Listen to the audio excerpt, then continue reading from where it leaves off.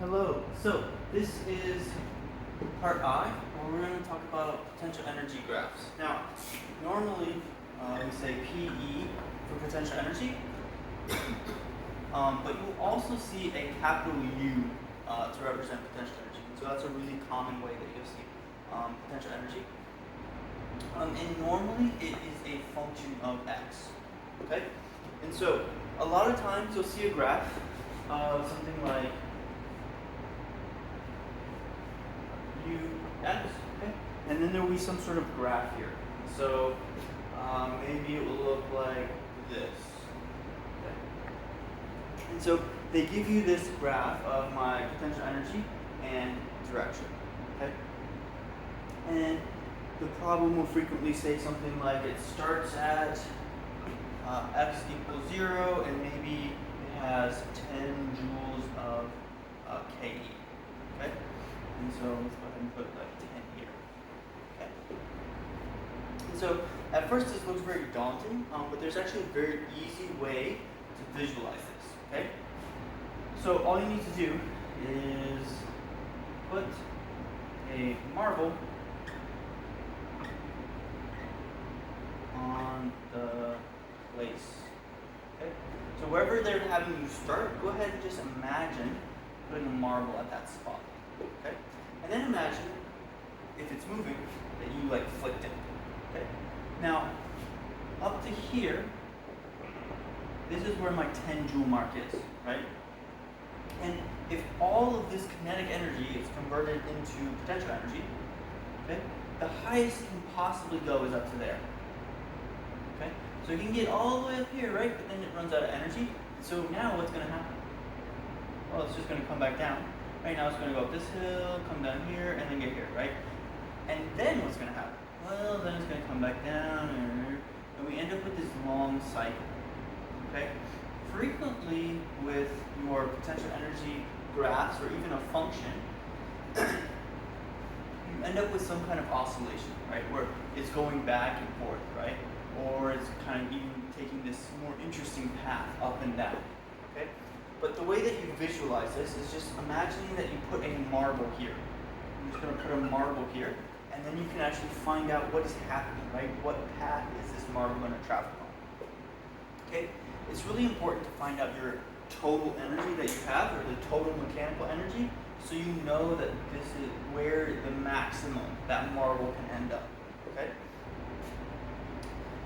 It's possible that, let's say, it doesn't oscillate. So it maybe does something like this, and then it gets flat, right? It has this asymptote here. Well, if this is my maximum total energy, right, then it's going to come up here, and it's just going to keep going forever. Okay? Now, let's just kind of review a little bit.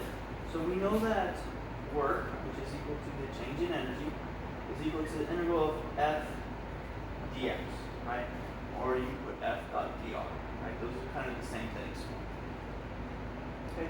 Which means the relationship between potential energy, U, and F is this, right? So I need to take the integral to get my potential energy. But sometimes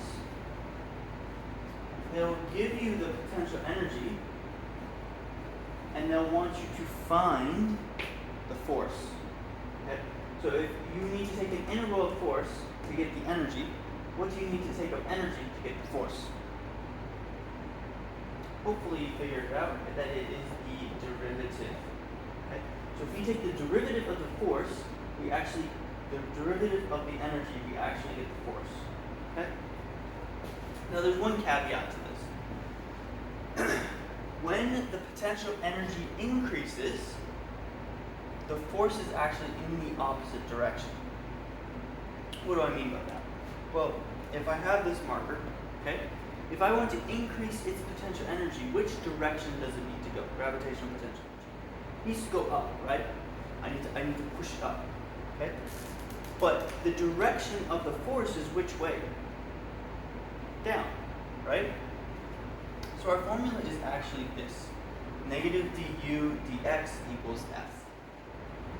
Okay? And it's really important that when you look at your graph, to realize that the derivative of u du dx, right? That derivative is my slope. Okay, so you can also actually see your slope at different points, right? And that will tell you something about the force. For example, the force at this bottom point here, at the bottom of that parabola, is what? 0, right? I know it's 0 because the slope is 0, okay? And so you can also find equilibrium points, okay? So this would be an equilibrium point because the force is 0. This is an equilibrium point because the force is 0. And this is an equilibrium point because the force is 0, okay? At those points, I could end up, okay? You can only end up at an equilibrium point on a potential energy curve because any other spot, there's a force pushing you, and you can't stand still when you have this force, this unbalanced force pushing you, okay? So this is actually an important formula to know. It's kind of easy to remember, but this one doesn't have that negative sign here. This one does. The negative sign is actually coming from that dot product, so that's the reason we have that negative sign there, okay? But this one is not actually on your formula sheet, so it is important to remember. Now, you have this to kind of help you remember, but you don't explicitly have that, okay? Remember, if you have any questions or concerns, or you didn't really understand something, send me an email and I'd be happy to clarify for you, okay? So this is the way that you visualize your potential energy curve.